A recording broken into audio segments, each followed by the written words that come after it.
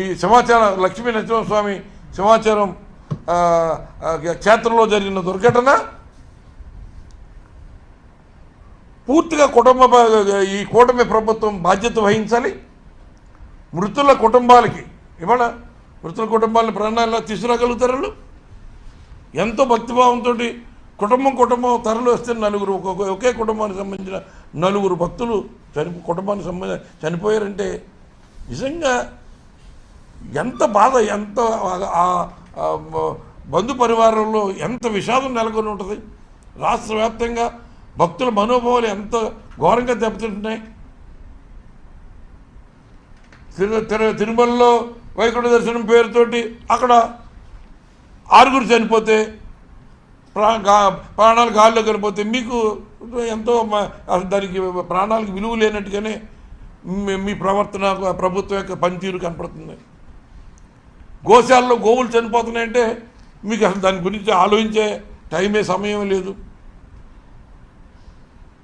మీ ఎంతో ఆలోచన సేపు అమరావతి అమరావతి అమరావతి అమరావతి వెనకాల ఉన్న ఆలోచన ఏంటో, అక్కడ డెవలప్ చేస్తే బాగుపడేది ఎవరో అది రాష్ట్ర ప్రజలందరికీ తెలుసు. దానికోసం వ్యవస్థలను నిర్వీర్యం చేయడం అన్నది ఏ ప్రభుత్వానికైనా సబబు కాదు. దేనికి సంబంధించిన కార్యక్రమం దానికి జరగాలి తప్ప ఆలయ వ్యవస్థని నిర్లక్ష్యం చేయటం, ఎండోమెంట్స్ డిపార్ట్మెంట్ని మీ గుప్పుట్లో పెట్టుకోవడం, భగవంతునికి భక్తునికి మరి మధ్యలో మనం ఒక ప్రభుత్వం మధ్యలో ఉండే భక్తులందరికీ సౌకర్యాలు కల్పించవలసిన పరిస్థితి పోయి భక్తుల ప్రాణాలకి ఏ రకమైన భద్రత లేని కార్యక్రమం ఇవాళ కూటమి ప్రభుత్వంలో జరుగుతుందంటే ఇది చాలా విచారకరం. మరి ఆ మృతుల కుటుంబాలకి న్యాయం జరిపించాలి.